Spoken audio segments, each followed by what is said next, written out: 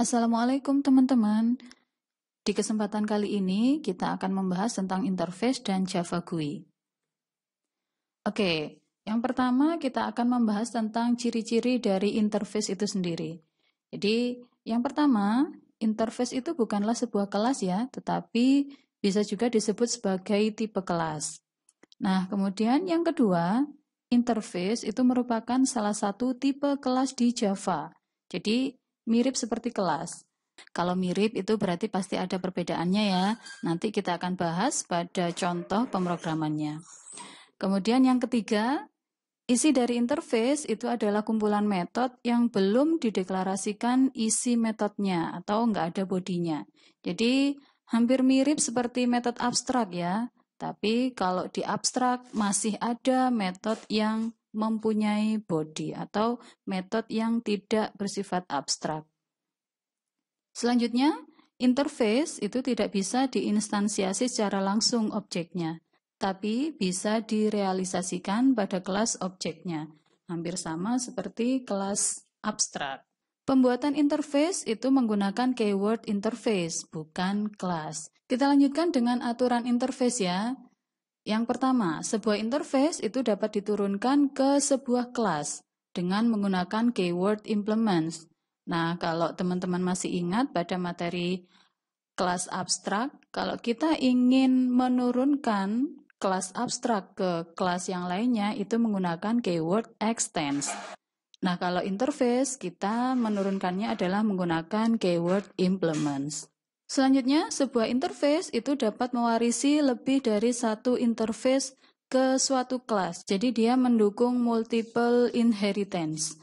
Kalau di kelas abstrak kemarin, pada saat kita menurunkan kelas abstrak ke kelas yang lain menggunakan keyword extends, kita hanya bisa menurunkan satu kelas saja. Tetapi jika interface itu bisa lebih dari satu interface yang kita terapkan pada kelas tersebut. Yang selanjutnya, semua metode dalam interface itu wajib dideklarasikan semua metodenya di dalam kelas turunannya. Jadi kita harus meng-override all method yang ada pada interface. Nah, selanjutnya, tetapi jika yang mengimplement adalah kelas abstrak, maka metodenya tidak wajib dideklarasikan. Hanya kelas turunan dari abstrak yang wajib mendeklarasikan semua metode dari kelas abstrak dan interface. Oke, nanti kita akan coba pada contoh program. Nah, yang terakhir, interface itu tidak dapat mengextend kelas abstrak.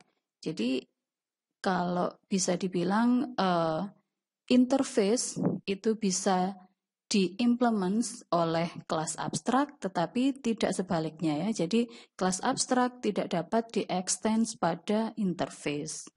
Nah, saya berikan contoh kasus ya, yang nantinya akan kita buat menjadi contoh. Di sini ada contoh dari kelas diagram. Nah, saya mempunyai dua buah interface. Interface yang pertama itu adalah interface master. Di sini terdapat 1, 2, 3, 4, 5. Ada 5 metode. Nah, yang pastinya dia bersifat abstrak, yaitu ada tambah data, ada ubah data, ada hapus data, ada tampil data, dan bersih form. Nah, yang kedua, saya mempunyai interface namanya adalah transaksi. Di sini juga sama, bersifat abstrak, yang isinya adalah kurangi stok dan tambah stok. Nah, selanjutnya kita akan mempunyai kelas barang. Nah, kelas barang ini dia akan mengimplement interface ya. Jadi, pada kelas barang, dia mempunyai atribut, ada kode BRG dengan tipe datanya adalah string, kemudian nama BRG, tipe data string, jumlah dengan tipe datanya integer, kemudian harga mempunyai tipe data adalah double karena mungkin akan ada koma dan sebagainya. Nah, karena barang ini mengimplement dari interface master, maka secara otomatis dia harus mengimplement all method atau mengimplement semua metode yang ada pada interface master. Nah, kita tuliskan kembali di sini. Jadi, dia akan mewarisi ada tambah data, ubah data, hapus data, tampil data, dan bersih form. Begitu juga untuk kelas pegawai ya. Jadi di kelas pegawai ini dia juga mengimplement dari interface master. Sehingga secara otomatis juga pada kelas pegawai dia harus mengoverride all method yang ada pada interface master. Nah, mungkin yang agak berbeda akan terlihat pada kelas penjualan ya.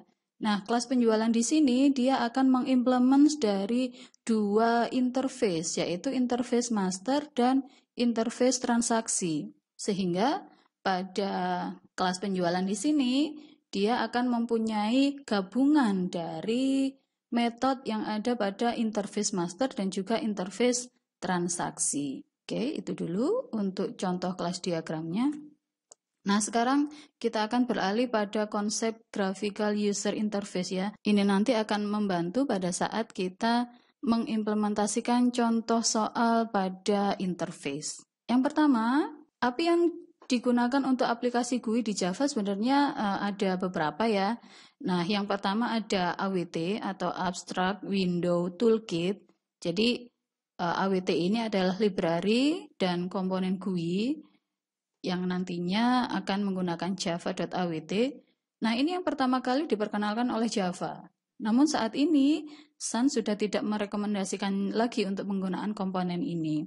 Jadi, sekarang sudah tidak menggunakan AWT lagi, tetapi menggunakan yang kedua, yaitu Swing atau JFC, Java Foundation Class. Jadi, library dan komponen GUI dari java.swing, terbaru dari Java dan yang direkomendasikan ya oleh Sun untuk pemrograman GUI. Jadi meskipun begitu, komponen Swing ini sebagian besar adalah turunan dari AWT dan lebih lengkap dari AWT. Nah, apa saja sih fitur-fitur yang ada pada Swing gitu ya? Oke, yang pertama adalah komponen GUI-nya lengkap. Jadi ada button, ada list box, ada combo box, ada text area, dan sebagainya. Kemudian yang kedua, dia bersifat pluggable, look and feel. Jadi tampilan GUI-nya dapat diubah sesuai dengan kehendak kita. Jadi tidak perlu mengikuti natif dari sistem operasi. Kita bisa melakukan perubahan-perubahan seperti yang kita inginkan.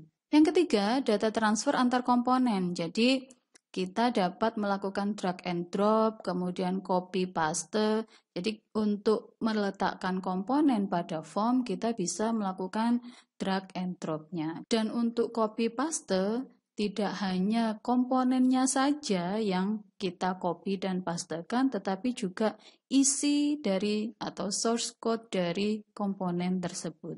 Kemudian yang selanjutnya adalah internationalization.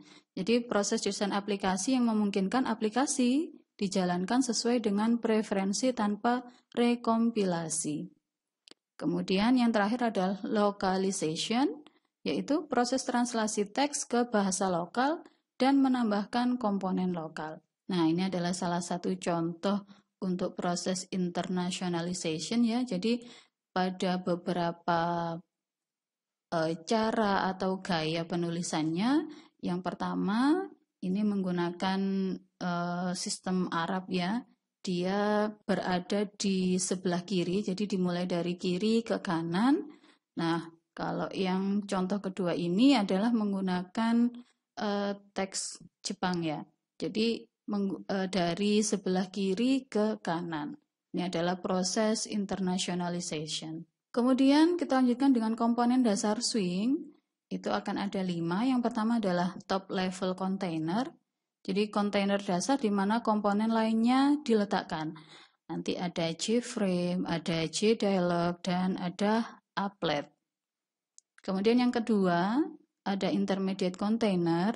Jadi kontainer perantara di mana komponen lainnya diletakkan. Nanti akan ada JPanel, ada JScrollPane, ada JTabPane, kemudian ada JToolbar, ada JSplitPane, dan lainnya. Yang ketiga ada atomic component, yaitu komponen yang memiliki fungsi spesifik dan menerima interaksi langsung dari user. Nah, ini nanti yang akan kita terapkan gitu ya.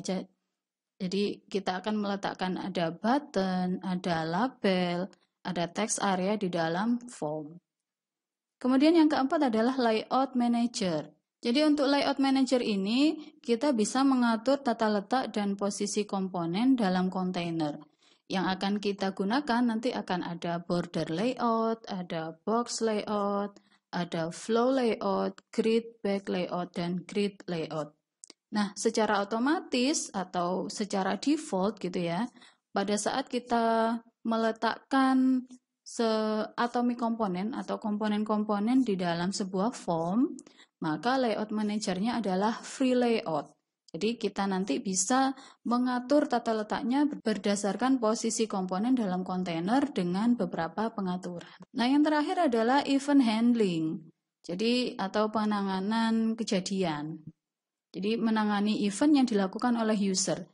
Misalnya pada saat user melakukan klik pada mouse atau user mengetikkan keyboard, kemudian perbesaran frame dan sebagainya. Nah, contoh dari top level container yang dapat kita gunakan, yang pertama adalah JApplet ya.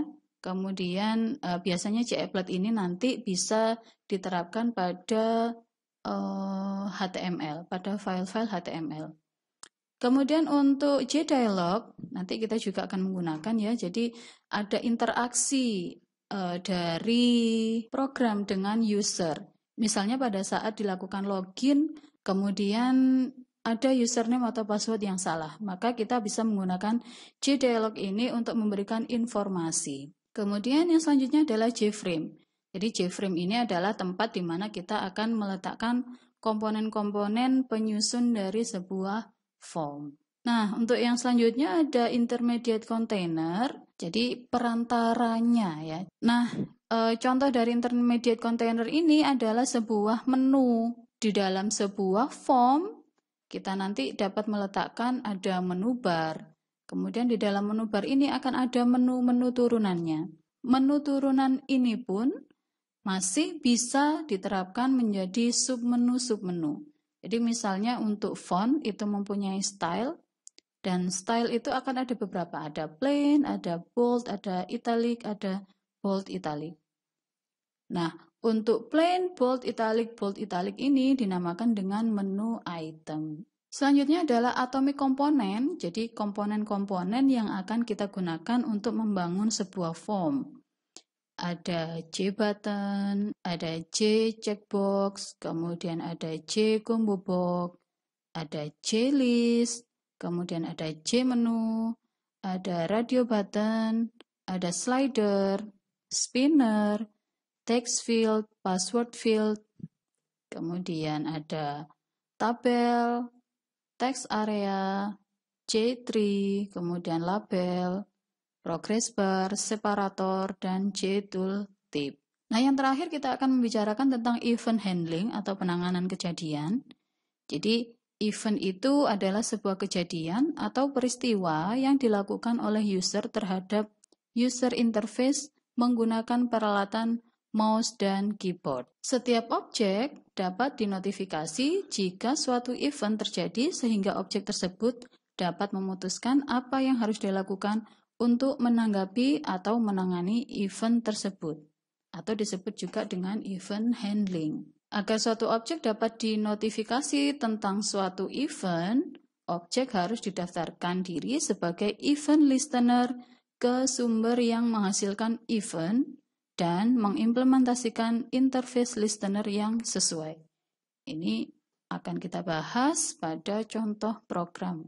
Nah, selanjutnya untuk proses penanganan event, komponen harus didaftarkan sebagai pendengar atau listener dengan menggunakan metode add_listener. Misalnya di sini kita menggunakan JButton. JButton kita inisiasi seperti biasanya, JButton tombol selesai sama dengan new JButton selesai. Nah, tombol selesai tidak add action listener this. Inilah yang dinamakan dengan listener tadi ya, method listener. Yang kedua, mengimplementasi interface listener atau mengextend class adapter. Bisa juga dengan membuat inner class. Jadi misalnya class hello GUI implements method listener, atau contoh lagi class hello GUI extend mouse adapter. Atau kelas Hello GUI extend JFrame dari kelas handler extend mouse adapter. Nah, untuk menuliskan kode penanganan event pada metode handler, contohnya adalah mouse adapter, public void mouse click mouse event A, kode penanganannya. Nah, di sini adalah beberapa dari listener yang sering kita gunakan nantinya. Contohnya ada pada kategori interface dan metodenya. Jadi untuk kategori action, itu yang biasanya kita gunakan nantinya adalah action listener. Untuk metode yang digunakan adalah action perform. Kemudian untuk kategori item, ada item listener. Kemudian metode yang digunakan adalah item state change. Untuk kategori mouse, itu ada mouse listener, ada mouse click, ada mouse entered, ada mouse exit, mouse press, mouse release, dan sebagainya. Nah, mungkin nanti yang akan lebih kita gunakan adalah pada kategori key gitu ya. Untuk interface key listener, ada key press, ada key release, ada key type, dan sebagainya. Langsung saja kita masuk pada contoh program ya. Kita buat project baru, kemudian kita beri nama, misalnya adalah latihan GUI. Finish. Oke, jadi yang akan pertama kali saya contohkan di sini adalah keterkaitan antara kelas abstrak dan kelas interface ya. Kita coba dulu membuat sebuah kelas abstrak. Kita klik kanan, kemudian New Java Class. Nah, New Java Class di sini kita buat contohnya adalah Abstract Master. Finish. Nah, karena kelas ini adalah kelas abstrak, maka kita menambahkan keyword abstrak. Kemudian, pada kelas abstrak ini nanti saya akan menambahkan dua buah metode abstrak. Public abstrak void tambah data. Kemudian public abstrak void hapus data.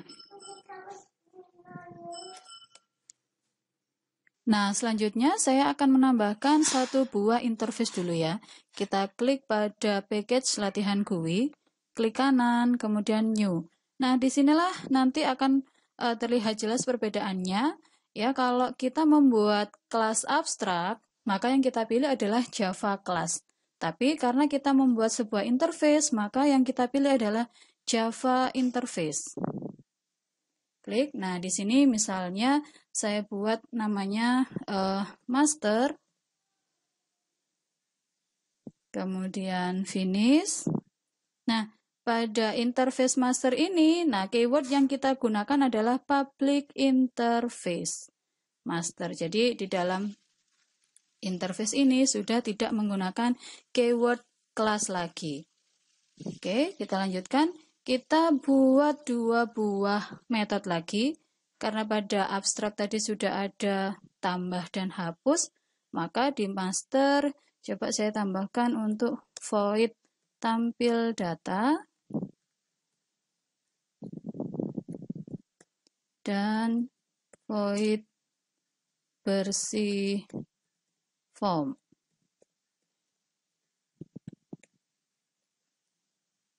Oke, jadi kita sudah punya satu buah kelas abstrak dan satu buah interface. Nah, sekarang saya akan memperlihatkan bahwa interface ini dapat diturunkan atau diterapkan pada kelas abstrak. Cara penggunaannya adalah kita menggunakan keyword implement. Jadi pada public abstract class abstract master ini kita gunakan implements. Nah, kalau kita implements master. Oke ya, di sini tidak ada error, berarti pada kelas abstrak kita bisa menurunkan dua buah metodenya tadi, yaitu metode tampil data dan bersih form. Nah, seperti pada aturan tadi ya, pada aturan abstrak class dan interface, pada saat kita mengimplement interface pada kelas abstrak, maka di dalam kelas abstrak ini kita tidak perlu mengoverride semua metode yang ada pada interface master. Oke, sekarang kita tambahkan lagi satu buah kelas yang nantinya akan mengextend abstract master. Klik kanan latihan GUI, kemudian new Java class. Ini saya beri nama percobaan saja. Finish ya. Jadi pada public class percobaan ini saya akan mengextend abstract master. Extends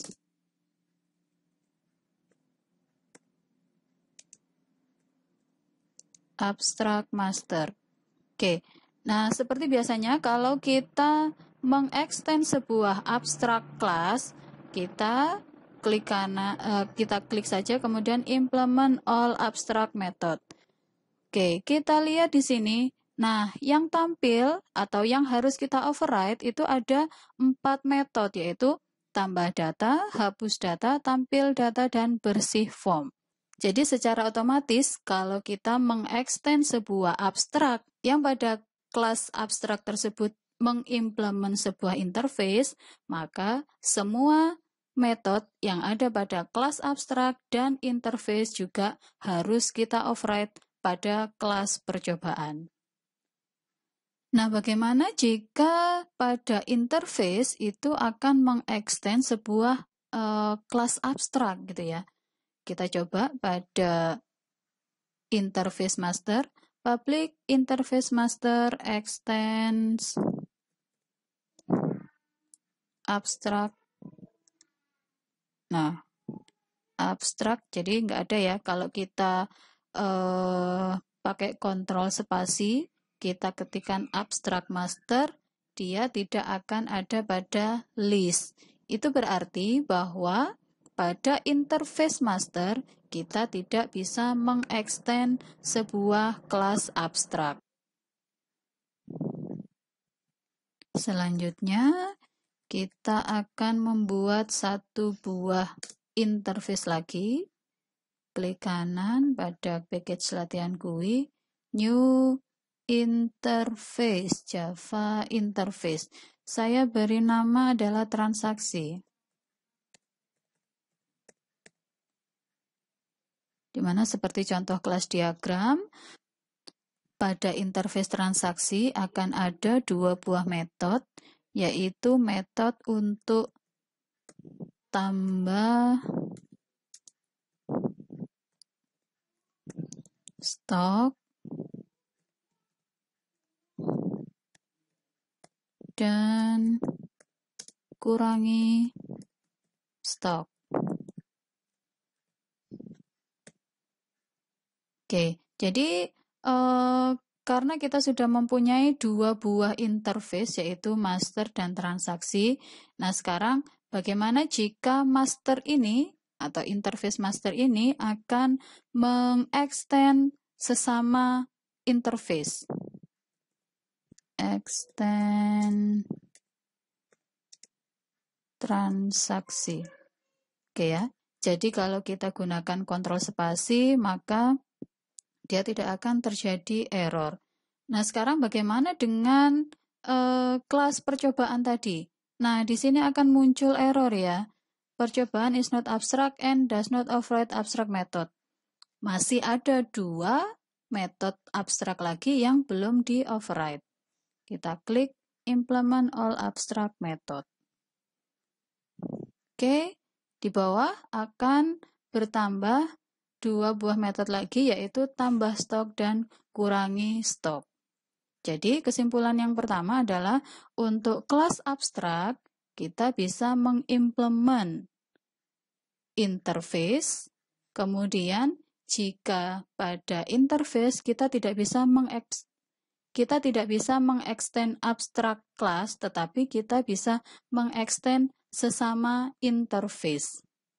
Nah, Penulisan seperti ini pun bisa saja jika kita tidak mengextend transaksi pada interface master, tetapi kita tuliskan pada abstract master atau abstract class. Jadi kita akan mengimplement dua buah interface sekaligus, yaitu master, transaksi.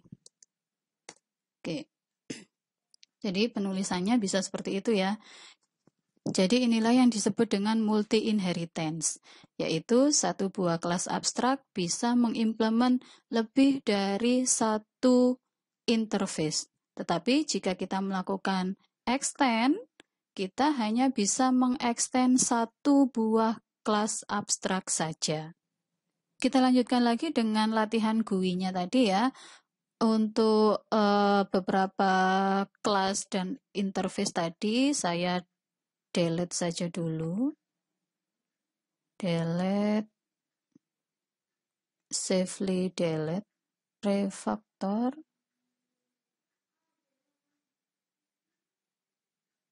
Kemudian untuk master Java, delete, safely delete. Percobaan Java juga.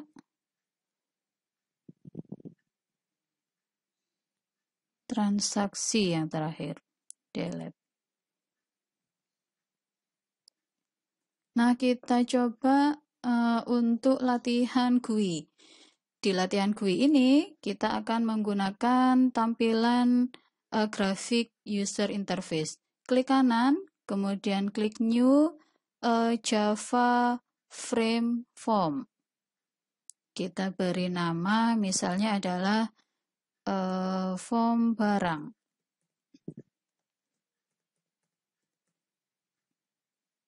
Finish. Nah, perbedaan mendasar pada penggunaan frame form ya. Jadi menggunakan frame form adalah kalau file Java biasanya hanya ada source dan history. Nah, kalau pada frame form akan ada 3, yaitu source, ada design, dan ada history. Nah, sekarang pada form barang kita cek dulu pada source-nya ya. Nah, source di sini kita akan menemui public class form barang extends java swing.j frame. Dengan adanya kata extend di sini berarti kalau kita akan menerapkan sebuah kelas abstrak, sudah tidak mungkin lagi untuk mengextend atau multi inheritance tadi ya untuk penggunaan abstrak. Jadi yang akan mungkin kita lakukan jika kita ingin menerapkan pemrograman berorientasi objek, kita bisa memanfaatkan yang namanya interface tadi. Oke, untuk frame form di sini adalah tempat kita meletakkan komponen-komponen penyusun sebuah form tersebut. Kemudian di sebelah kanan atas akan ada komponen-komponen penyusun formnya. Nah, misalnya ada label, untuk penggunaannya kita klik saja, kemudian kita drag, kemudian kita drop pada form.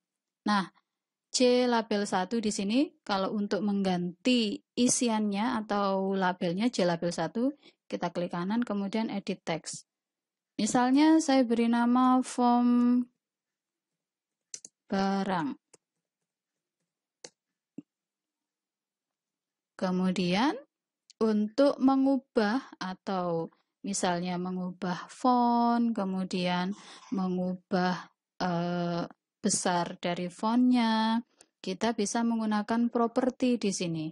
Nah, di sini akan ada properti font. Kita klik yang ada tanda titik 3. Oke, di sini ya. Jadi untuk font stylenya ada Tahoma, kemudian untuk style plain, bold, italic, misalnya saya pilih yang bold.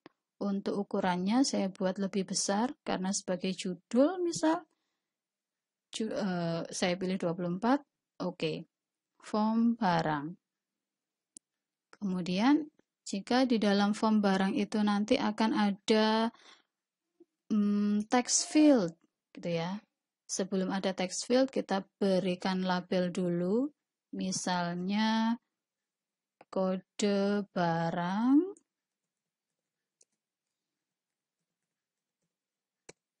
Kemudian di sini akan ada text field. Nah, kita kosongkan. Oke, kalau kecil kita besarkan dulu. Kemudian saya akan menambahkan button. 1, 2, 3. Oke, untuk layout ya, untuk layout kita bisa mengatur tampilannya. Silakan teman-teman arahkan pada navigator JFrame, kemudian kita klik kanan set layout. Nah, oke, jadi untuk default pertama kali itu adalah menggunakan free design. Nah, kita bisa mengubahnya ya layoutnya. Misalnya ada box layout. Oh, tampilannya akan menjadi seperti ini. Kemudian bisa juga kita ubah set layoutnya menjadi card layout. Card layout, kemudian misalnya kita ubah menjadi flow layout, akan menjadi seperti ini. Selanjutnya, jika kita pilih grid back layout, set layout, grid layout, kemudian kita coba lagi untuk silakan dipilih sesuai dengan keinginan teman-teman. Nah, khusus untuk grid back layout ini sebenarnya akan banyak customize atau pengaturan-pengaturan yang bisa teman-teman pergunakan gitu ya. Misalnya untuk posisi form barang dengan kode barang, J-button dan sebagainya, kita bisa atur posisinya. Misalnya untuk kode barang ini harus berada di bawah posisinya. Nah, kita bisa letakkan di bawahnya. Kemudian jika untuk text field, kita letakkan di bawahnya. Kemudian J-button, kita letakkan di bawahnya lagi. Oke, J-button 2, terletak di bawahnya lagi, J-button 3 juga terletak di bawahnya lagi. Oke, seperti ini ya. Nah, maka pada tampilan di form akan berubah menjadi seperti yang kita inginkan.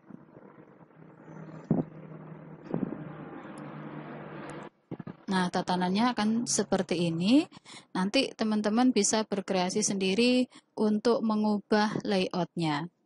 Selanjutnya kita ikuti contoh untuk kelas diagramnya ya. Kita buat dulu dua buah interface-nya, yaitu ada master dan ada transaksi. Kita buat interface master, klik kanan new Java interface, namanya adalah master tadi. Finish. Di dalam interface master akan ada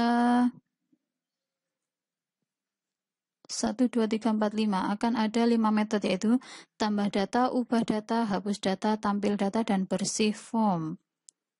Tambah data, void, tambah data, void, ubah data,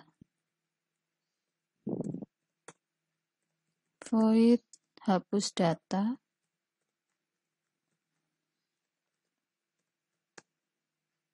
void, tampil data,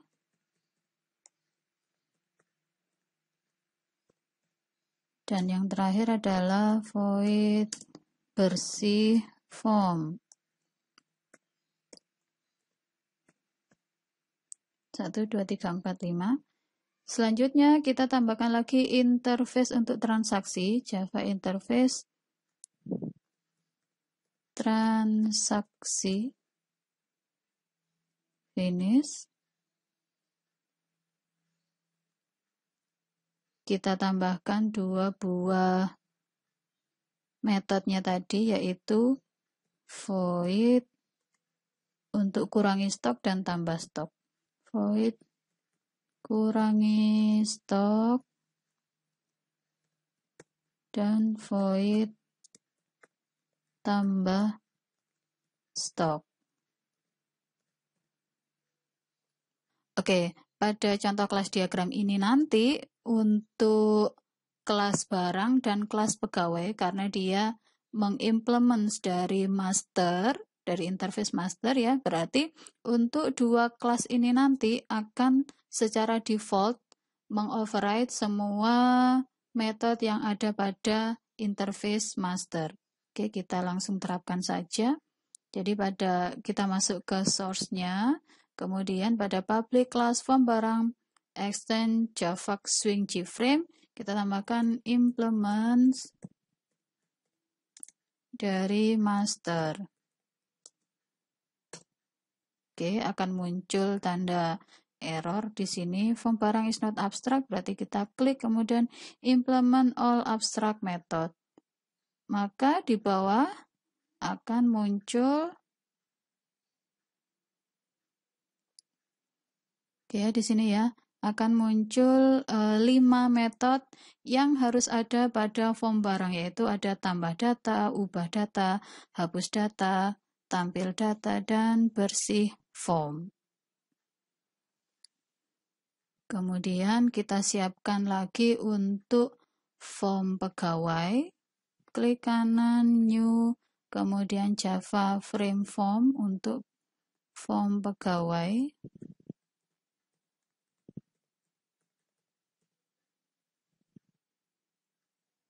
Di sini kita juga akan mengimplement dari interface master, implements master. Klik implement all abstract method. Yang selanjutnya adalah untuk transaksi penjualan. Kita buat formnya dulu, klik kanan New JFrame form penjualan.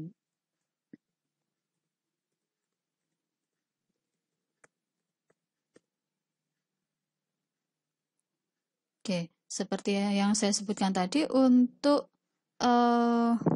kelas penjualan ini, dia akan mengimplement 2 buah interface, yaitu ada interface master dan interface transaksi. Nah, cara penulisan di sini, jadi multi inheritance tadi pada kelas penjualan, kita akan mengimplement 2 buah interface, yaitu ada interface master dan transaksi. Implements master,